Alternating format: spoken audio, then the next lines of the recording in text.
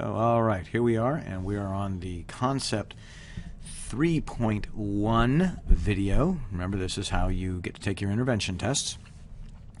So the concept being studied here is integer multiplication and division. How do we multiply and divide integers?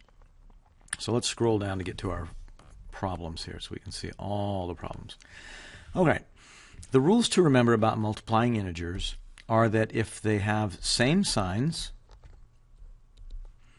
if the signs are the same when we multiply or divide, we will get a positive answer.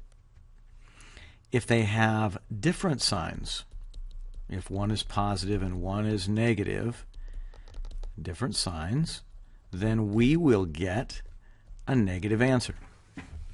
So a positive answer can either be a positive number times another positive number, or it can be a negative number times another negative number. A negative answer will come when we either have a positive times a negative, that will equal a negative, or a negative times a positive equals a negative. And that makes sense also because multiplication is commutative, so it doesn't matter what order you put it in. And what that commutative means, and we'll get to this more later, but if you have negative 2 times 3, that's the same as having 3 times negative 2. The order doesn't change anything. So for our very first problem, negative 5 times positive 9, signs are different, so we know the answer is negative. 5 times 9 is 45. For our second problem, negative 40 divided by 4. Negative 40 and negative 4 both have negatives, so same signs, positive answer. 40 divided by 4 is 10, and we probably wouldn't write it as positive 10, we would just write it as 10. Let's go over to the second thing that we're asked to do. Given the equation, use the values to fill in the boxes. All right, so here's the first equation. M times N equals P. On our first problem, we have something times something equals opposite of P. The answer is negative. So let's look over here. Answer is negative. That means either M is positive and N is negative.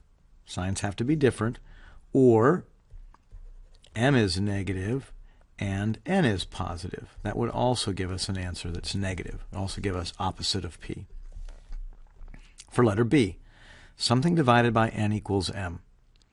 So let's just discuss a quick rule here. Let's put it right in this box.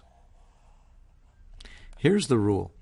On this particular problem that they've given us, M times N equals P. M and N are factors. M's a factor, N's a factor.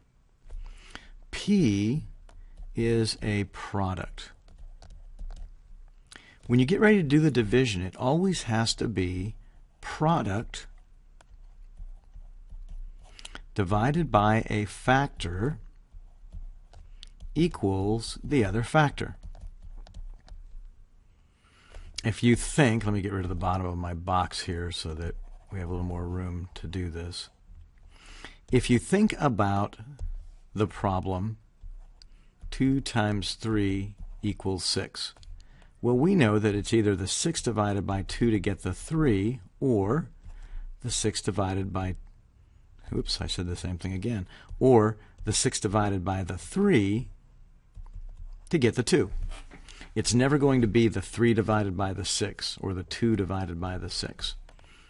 So for our first problem, P is what has to be divided by N, and since the answer is negative, the P has to be negative, because we already saw N was positive. Letter C, opposite of M times something equals positive P. To be positive, same signs, both positive or both negative. Since the M is already negative, N has to be negative also. And finally, answer D, something divided by something equals opposite of M. We have two choices, either positive P and opposite of N, different signs to get a negative, or opposite of p divided by n to give us a negative, to give us opposite of m. All right, once again, that's the top set of problems. You may have struggled a little bit with how to do these. Now you're ready. You've got some more on the bottom to practice. So why don't you pause the video, double check those, make sure you like your answers, and then we'll go through that set.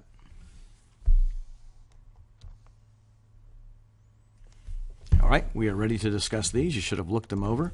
So here we go. 6 times negative 3, opposite signs means it's going to be a negative. 6 times 3 is 18. Negative 36 divided by negative 9. Signs are the same. It's going to be a positive. 36 divided by 9 is 4. You might have just written that as positive 4. X times y is equal to z. They give us a negative. Z has a negative value, so it's either a negative x and a positive y, or it's a positive x times a negative y to get opposite of z. Division problem. Well, z is the product, so it has to be z divided by y. You could have, although not a lot of people have this, you could have had the negatives of both of those also, as long as the signs are the same, both negative here or over here, both positive. Z divided by something is opposite of y. It has to be opposite of x. Signs have to be different. Z positive, x negative to get a negative. And finally, opposite of y times something equals positive z. That also has to be opposite of x. All right, so if you're ready now for the test, let Mr. Willmarth or Mr. Christman know so they can schedule you for a test and stamp your bind reminder. If you still need some more help, ask some questions to either your teachers or to one of your friends who understands this concept and can help you.